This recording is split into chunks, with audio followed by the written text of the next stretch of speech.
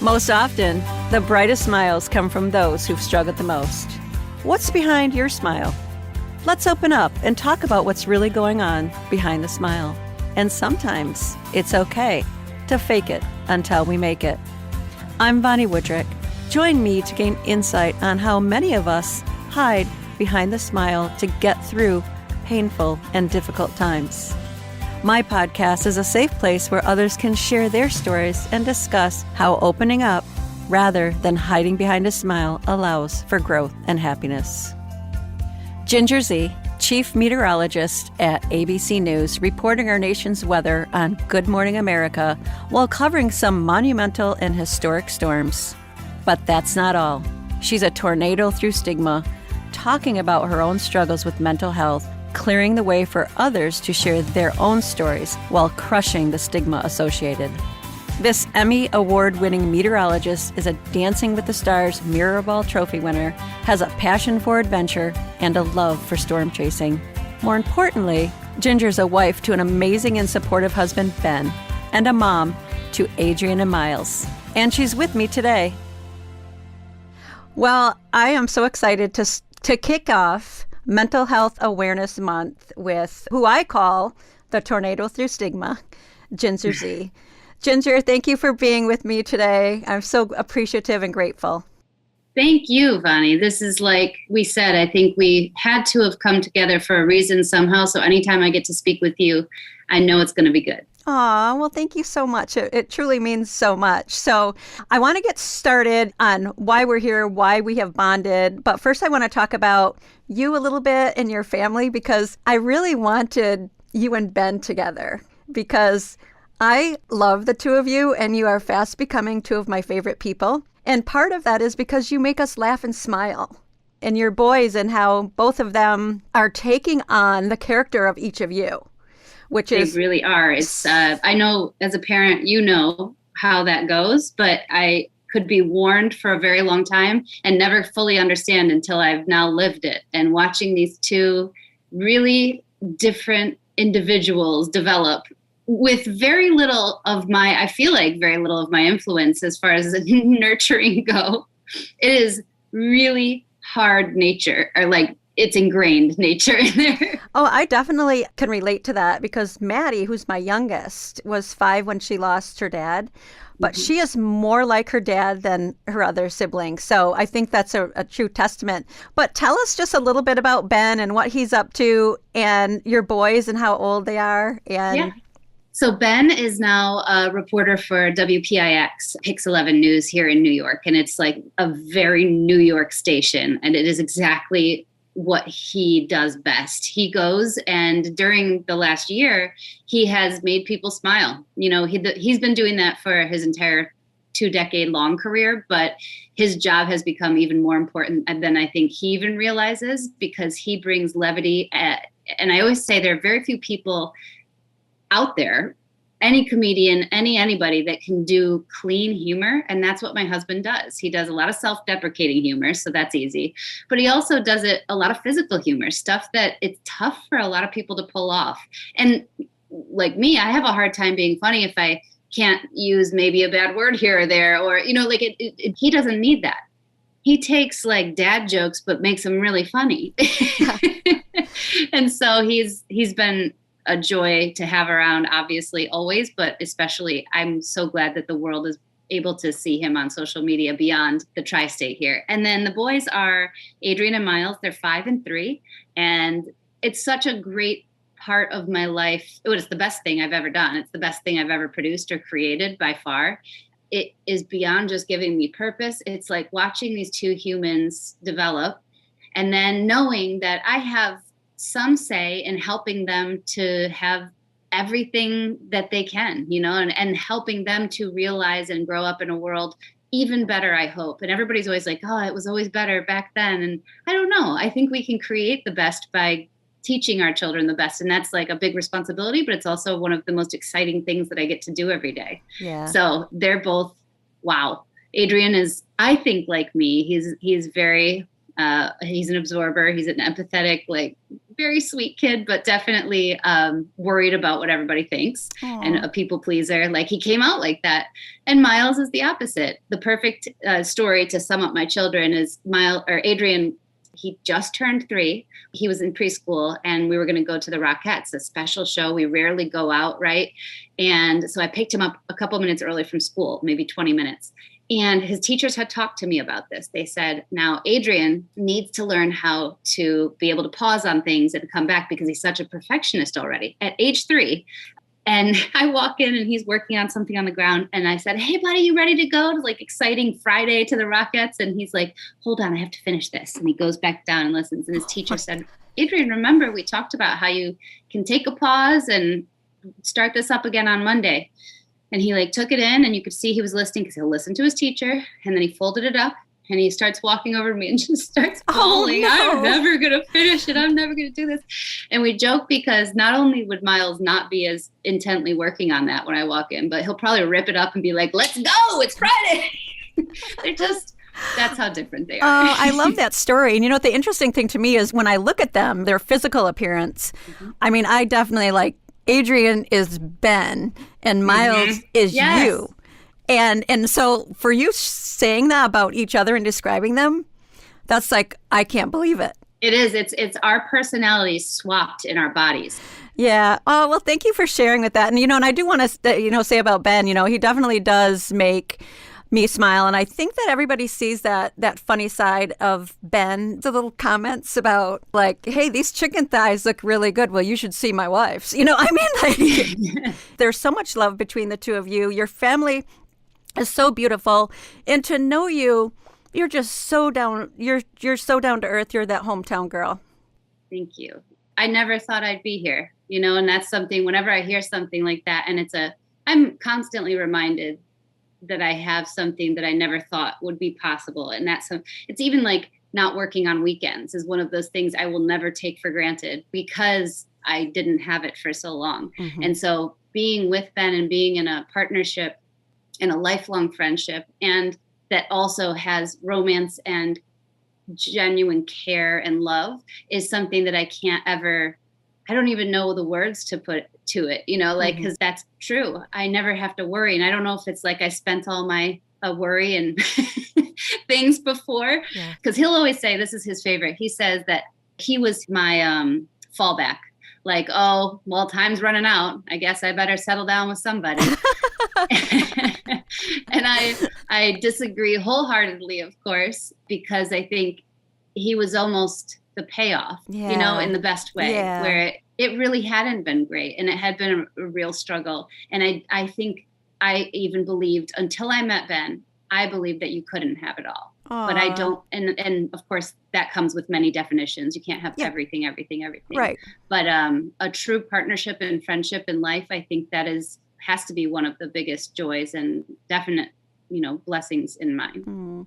That just warms my heart. It even kind of brings like a little tear to my eye because it's a privilege watching it. And I really appreciate the friendship that we've, been able to create and hopefully build on. And another part of the admiration that I have for you is a common bond. And that common bond is true transparency when it comes to mental health and how we need to share our story and put it out there for others.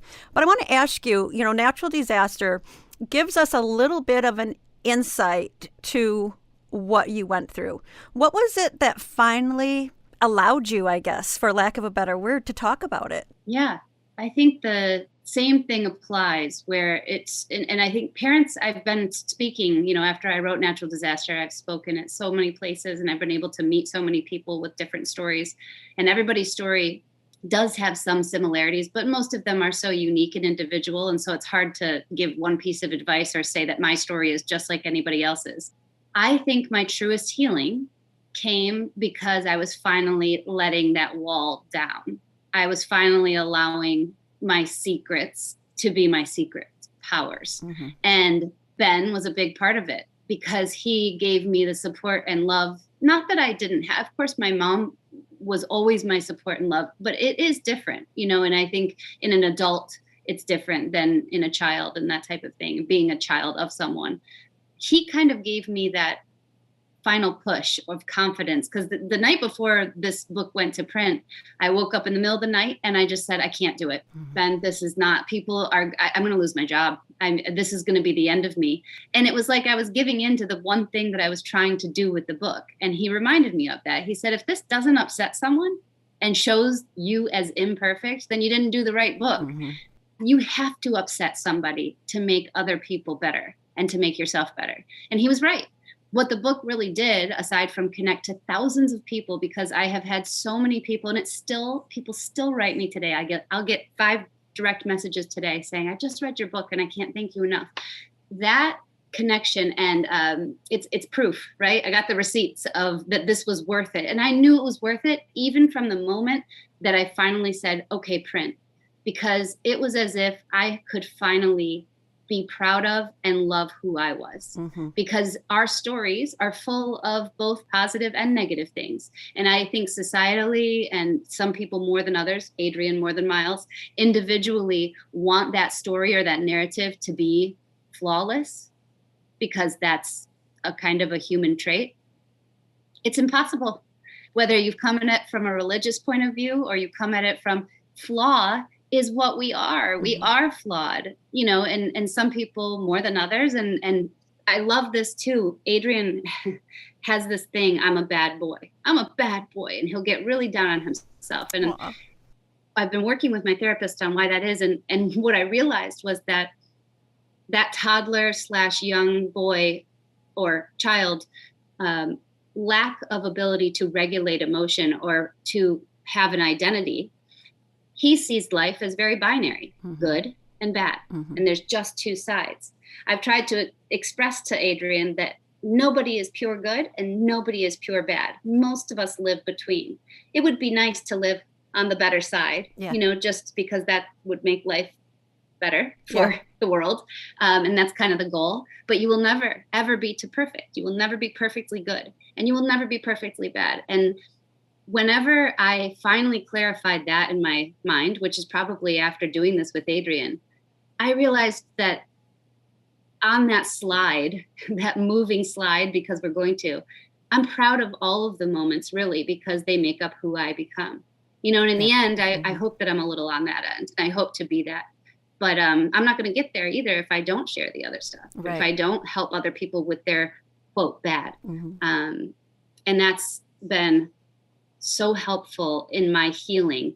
And if I go back, so that didn't answer any of your question. When did I know that I needed help? I knew that it was time for me to get help when I knew I didn't want to take my own life. And that had been a feeling I had had for a very long time. Now, was that feeling before or after your attempt? Before or after my... the feeling of I didn't want to take my life. Because you have had an attempt that you've been very open about, but that feeling of knowing that you didn't want to? That came right before I got my job at ABC. Okay. I was in an abusive relationship. I couldn't even I was afraid of him. So part of why I went to the hospital was that, but I was also afraid of myself because I knew how volatile I had been. What I did know for the first time was I didn't want to leave that up to chance. I wanted to finally tell someone before something happened so I could have a shot at getting out of it. And it was like, it's like every substance abuse or anything is that the moment that you say, I have that problem, I am transparent enough to say to a couple of people, I need help. When you say I need help, that means you just took down the power of whatever it is trying to overtake you. And I see depression and I see mental illness and mental health issues as kind of like this monster or maybe even a fog. And there are times where it's really subdued and I'm stepping over it and I'm in control of it. And then there are mornings where I wake up and that thing is right in my face. And as soon as I say, even now, when I have what I call not black days, as I used to say, where the shades totally shut, but I have kind of gray days where that monster is kind of showing his shadow a bit. My immediate reaction now with all the tools that I've learned after I went to the hospital and said I need help is that I go right away and I say something. It's just like a stranger danger. Say something, say what you see. So I will say it out loud. I see you. I will say it then to my husband. Hey, I just want to let you know it's back. And then I'll call my mom and my therapist. So you start doing your team. You tell your team about it's back. As soon as I started doing that, and then I start writing, I go on my notes and I start writing about what I see and what I feel, what I do. The depression monster shrinks every time I start doing that. And I don't know if that's just for me, but I know that it works, at least in the writing part. And that writing then becomes this window. And let me tell you, when you magnify that written word and you start telling other people, or perhaps you put a book out, that takes down that monster even more. Yeah. And so that's why I say my secrets have been my secret powers, because they really are. Every time I say one, I see that thing shriveling. Mm-hmm. And it doesn't mean it's gone. I can't say that, but boy, is it powerful. I think that's one thing that I understand, we believe is there is so much power in sharing your story, because I think that it doesn't matter what your story is, what your demographic is. When you suffer from depression, or if you lose someone to suicide, or you've attempted suicide, when you talk to those people that have been affected like that, we all feel the same way. One of the things that I hear all the time is, oh, you've had so much courage. You had so much courage for sharing. And I know that you hear that too. But it was when I was, reflecting on something that I read that you wrote, I was like, why is it when someone suffers from a mental health illness or a suicide attempt, or someone like me that has lost someone, why do we have to have the courage to talk about it? And why isn't it accepted?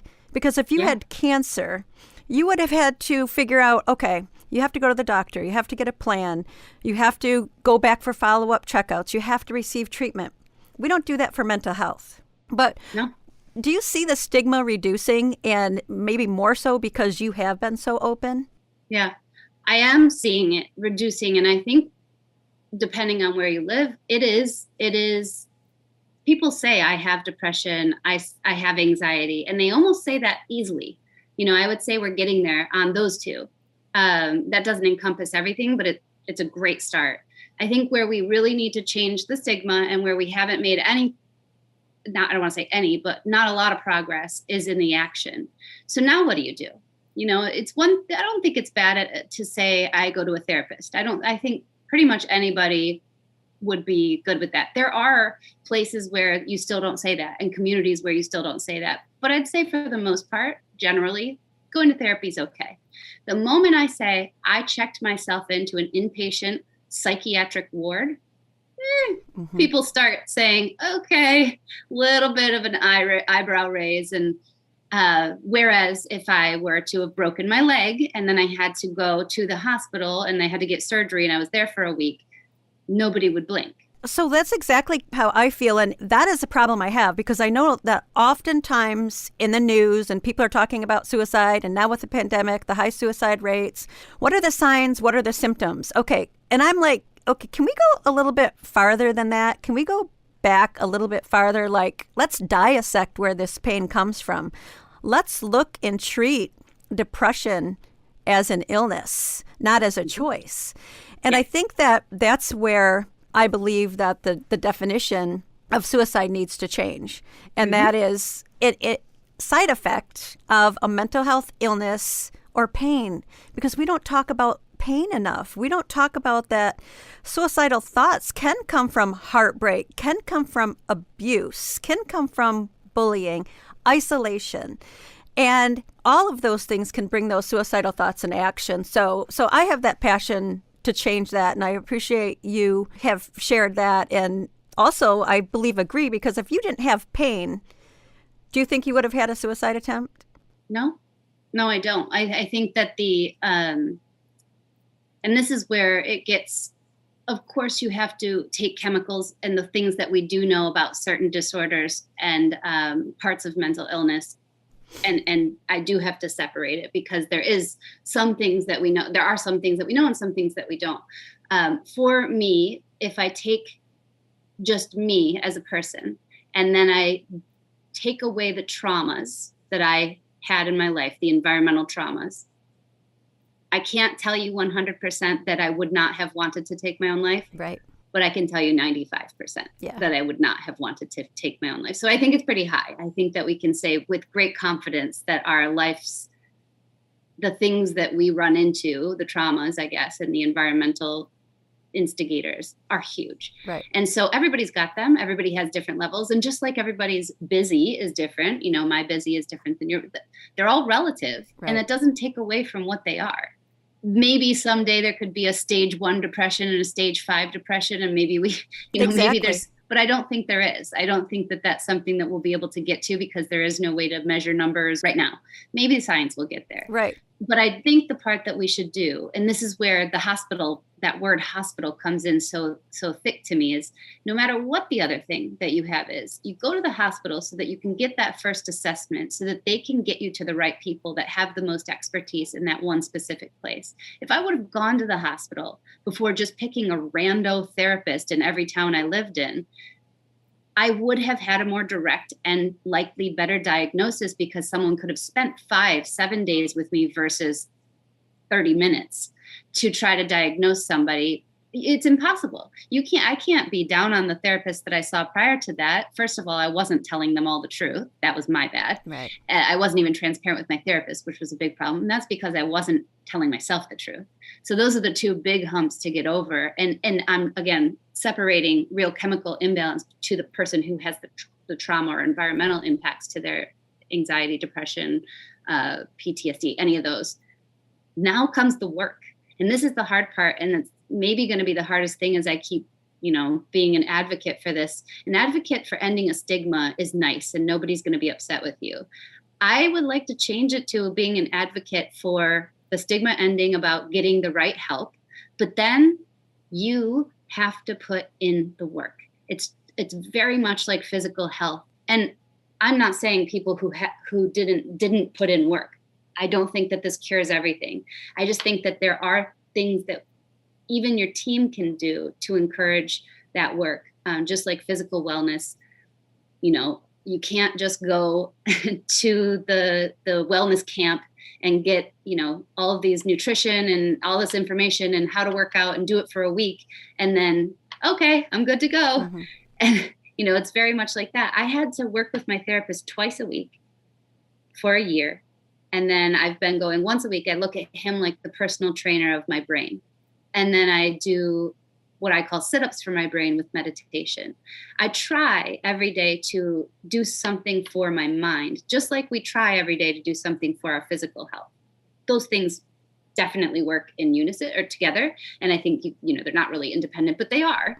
Mm-hmm. We as well, in the globe, we spend money, time, energy on perfecting our physical health. And we don't spend money, time, or energy on thinking or educating our emotional health. And I think that would be societally something to change, but on an individual level, something we can all do today, right now. I wholeheartedly agree with you. And I think that just by you sharing that, you've given such an example of the importance of going to therapy, talking to someone. You found coping mechanisms that worked for you. And that's like telling your family, okay, I'm feeling that way, the monster's creeping up, but then you're doing something about that. You're journaling, you're meditating. And that's what we really encourage people to do too. We'll have a support group and I'll say, hey, did anybody do the tapping with the tapping class? Nope.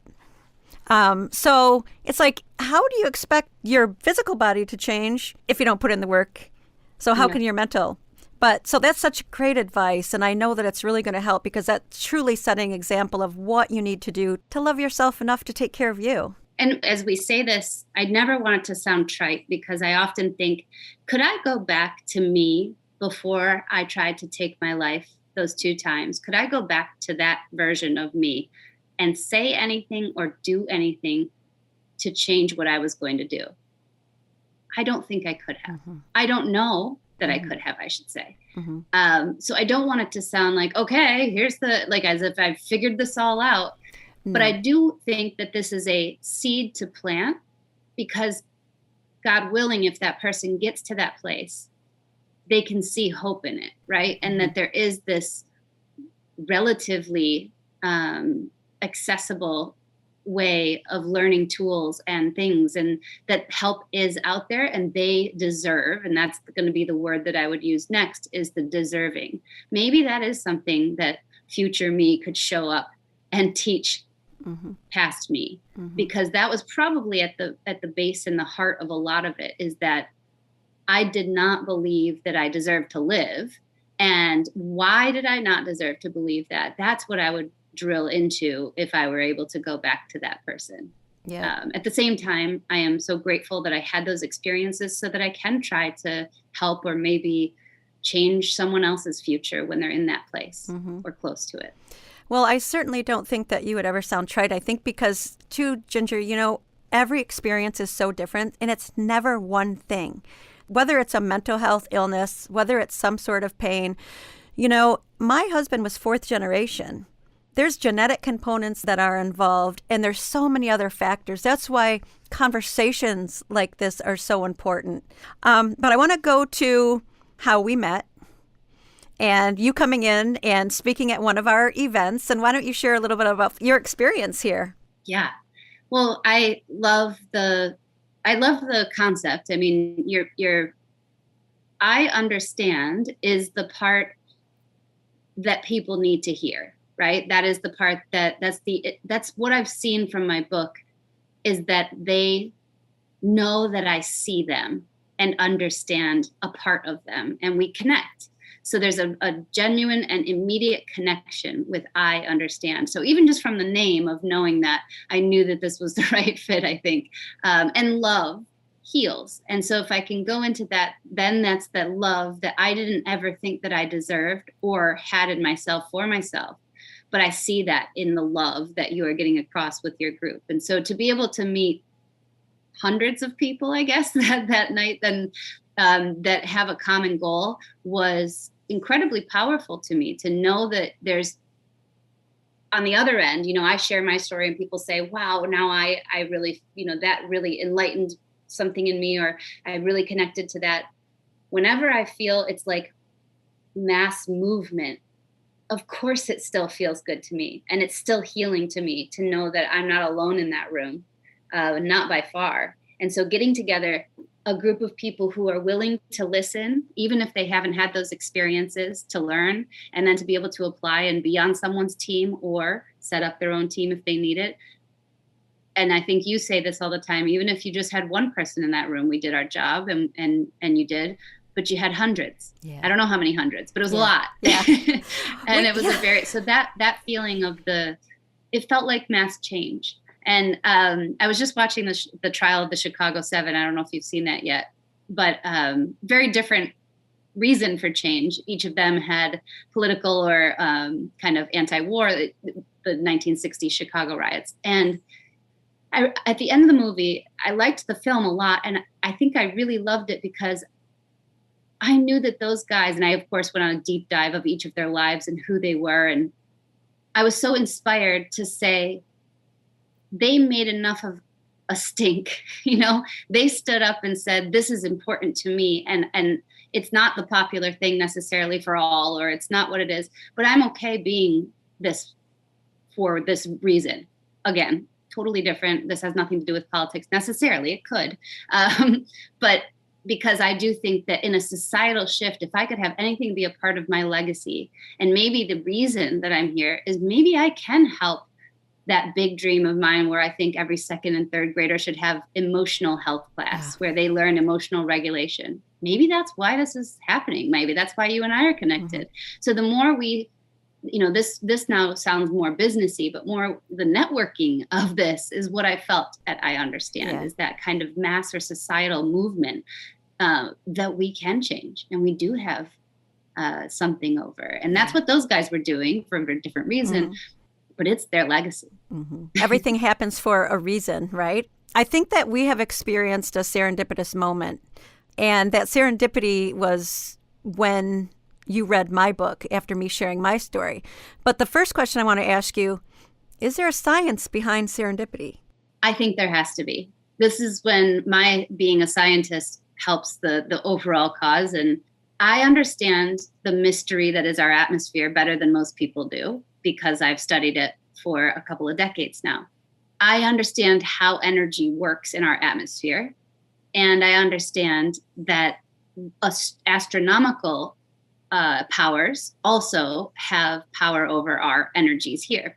We saw it. I stood in it in Atlantic City in Hurricane Sandy, where the storm surge was up to my thighs 7 hours before the storm hit. The moon was pulling, right? So there was energy. I believe, whether you believe it is a greater God or it is a sun or it's a universe or whatever it is, I really believe that there are physical and scientific reasons behind how energy happens. So yes, I think there has to be. My husband would laugh because I think he's a harder sell on this. Yeah. But I can't. People laugh at astrology, but I'm like, no. Yeah. When you were born, in relationship to how a moon, where the moon was and its phasing, and how the energy was pulling on the earth, how can that not have something to do on a molecular level in your cells, in who you become, on who you're around, on where things move and what they do?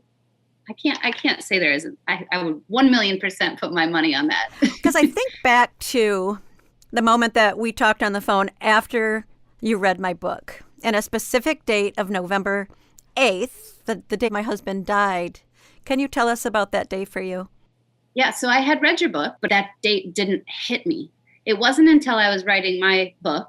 It was, I think, National Suicide Prevention Day, and something I wanted to, push to someone who I think does a great job, and that's you, at changing the words and what people hear and how we look at suicide. So I perused back through your book. And right then, because I had just written my final chapter about my date, I had been thinking about the dates a lot more. It hit me, like it jumped out of the page, the date did, because I realized that time in my life I had blocked out for many reasons. That date, that time of like November of 2003, blocked, just hadn't thought about it. But now I had these two things to connect. And then I started doing the math. And then I realized that I was leaving those doors at likely the same hospital that you were entering. Mm-hmm. And I came out alive. And it hit me that I had this, of course, immense gratitude, but I had guilt and I had all of these feelings. And then at the end, I felt kind of this aura of joy, like, this is it. This is what we're supposed to do together. Mm-hmm. This was part of the meaning. This is, and then it was like filled with, so I had way too much going on, and I probably contacted you too soon after reading.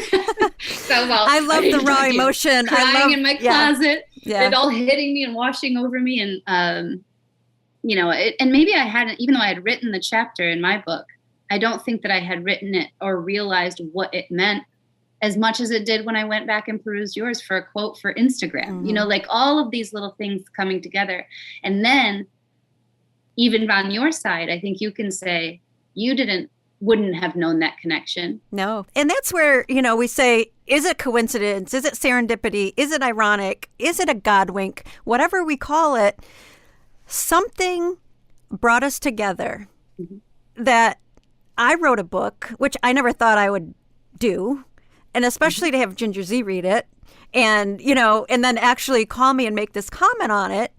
It just struck me like there's so much more to what we see. Yeah. And at the end, didn't you think, and this was the thing that made me cry harder than anything, was I came out, your husband did not.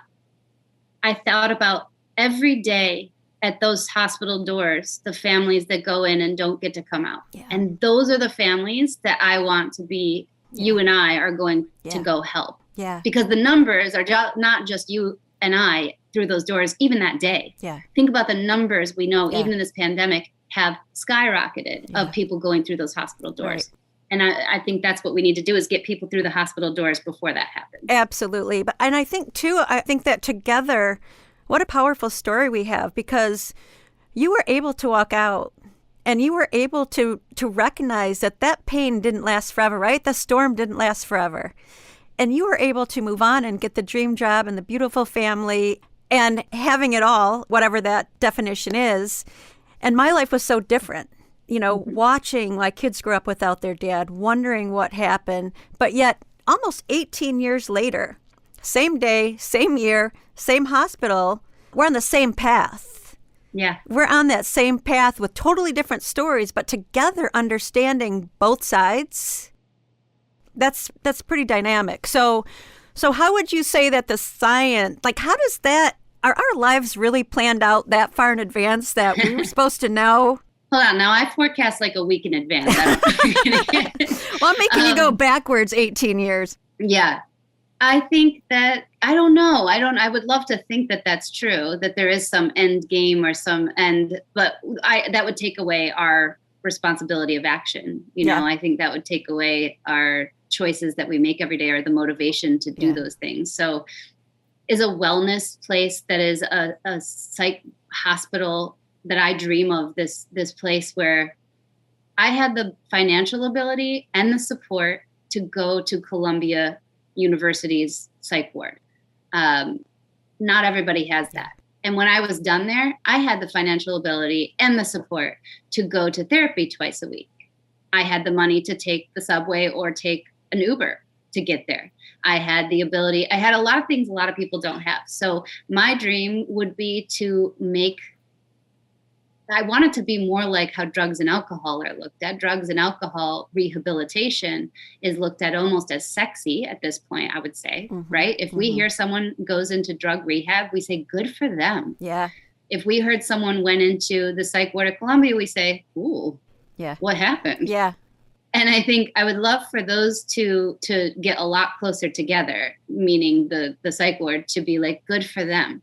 And so if I can create or put together people who want to make that place that's accessible for everyone, because even if you have a lot of money, it's really hard to go get help. Yeah, it really is. Well, and there's still that denial. There's still a lot of stuff with it that we're just not comfortable with. And I think that that's a whole nother conversation. I mean, and that's, again, why it's so important that we talk, is to reduce that stigma and that judgment that's attached. And it does come back to love, too. And it comes back to kind of how we perceive things. And I don't mean to bring up Britney Spears for any other reason than everyone is somewhat familiar. Nobody knows her whole story. But I've been thinking about her a lot lately since I saw that documentary, because talk about timing again. I will never understand what it was like to be her in those moments and treated the way she was. And that documentary certainly made her look a victim, you know, and no matter what her level or category of mental illness is, I think that she went to a hospital, I went to a hospital. People would have looked at that the exact same way. No one could benefit off of me. I wasn't making $65 million a year. So there was no reason to do that. But I look at the things that she was going through, the environmental traumas. And, you know, I remember being back then and being like, whoa, she shaved her head. Oh, she beat an umbrella into a thing. I didn't know that they had taken her children away from her at that time. I didn't know. There's so much going on in that woman's life that we weren't giving any credit to because of how we view mental illness. It was like we put a cap on it and said, that's what she's got going on. Oh, poor crazy Britney, right? And the jokes and the memes and the, you know, everything that went with that. And that's what that documentary to me was good for, was to wake people up and say, can you believe we spoke to people like that? I think we've come a little from there, but we haven't come that far. And that's where I think that needs to be. That woman needed love, and she needed help, and she needed support, not being attacked more and called all of these names and things. I just sat back on my bed thinking, we were similar age. I didn't have children, and I didn't have the same, obviously I wasn't Britney Spears. So, but to feel that pressure she felt and have the voices amplified of the people who were hating on her. Who wouldn't hit someone's umbrella into it? That's not crazy. That's very natural what she did. But I think that's another good point, is the fact that, you know, you don't have to be Britney Spears. I mean, I see it in people that are struggling, and they're in pain and they're hurt, and their family shoves it aside, and they're defiant. Well, they're reaching out for help. And I think that is why we need to continue the conversation and continue to do our work and see where that leads. But I think on the good news for what you're dreaming of, hopefully you'll be here this summer and we'll be able to catch up and show you some really cool things that are happening here in our city for mental health. Some very innovative things. So that's the beauty of it, is we have a long way to grow, but we have places to grow into. And there are great people like you working on that. And I want to work on it. I want to make not only the place for people to go, but I look at, you know, I was speaking with a group recently who's doing an app where it's an app in high schools, and it's an anonymous, but of course, if there's an emergency, it has GPS and it has all of the legal kind of reasons. And someone can say, I'm concerned about so-and-so because they are being bullied, and there's no walking to the guidance counselor so that you can say, I need help.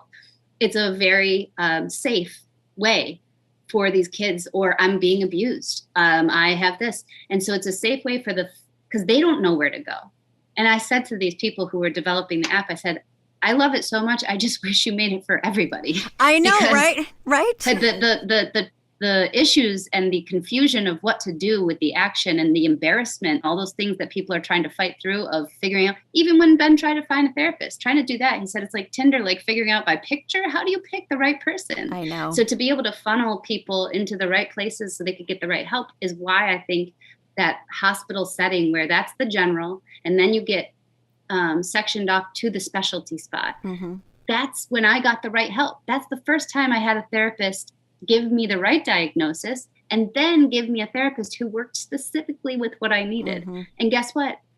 Here I am, healthier, happier, and deserving, and realizing I'm deserving of this sunshine. And I want every single person to have access to that. Well, I think that you using mental health and having that vision and that dream is going to help mental health and help people get on the right track and get the help they need, and not being afraid to go in the hospital and learn whatever coping mechanisms they have, whether it's, letting your family know, meditating, whatever you find, therapy, all of those things. But Ginger, this is how I look at it, and this is how I see. I mean, you are, I hope you don't mind that terminology. I always call you the tornado through stigma. But you know what? Together, this is how I'm going to describe us, that we are the eyes of the storm, and we're just beginning to brew. We're going to make a difference, and we're going to change some lives and perhaps even save some lives. So I cannot thank you enough for taking this time and being so honest and transparent and being such a good friend to me, and I understand, and all the people that are going to listen to this. It's so greatly appreciated. Thank you. Thank you, Vonnie. And thank you for everything you all are doing, because you're touching more people than you know. And the more connections I have, that's my forecast for us. It is full of sunshine. That's for sure. I love that forecast. Forecast. So thank you so much. And hopefully we'll see each other soon, and take care, and give Ben and those boys a big hug from all of us here at I Understand. I will. Thank you. As Ginger stated, the forecast is sunshine ahead. Her determination, honesty, and ability to articulate her experiences in a meaningful and transparent way makes Ginger one of my favorite people to have a conversation with. Our journeys make us who we are, but what we decide to do with our experiences is what matters most. Ginger's story matters. Touching anyone who had struggles of any kind, making others feel less alone, is Ginger's gift, and a reminder storms don't last forever. If you are struggling with a mental brain health issue or have suicidal thoughts, help is available 24/7 at 1-800-273-TALK. Information and resources available at IUnderstandLoveHeals.org. To learn more about Ginger Z, follow her on her social media platforms, Instagram at Ginger_Z and Ginger Z on Facebook. A special shout out to Stuart Polchak at Soundpost Studios for making us sound so good. And also, we love Bigby Coffee during our podcast sessions. Thank you for allowing us to buy one, give one to start the conversation.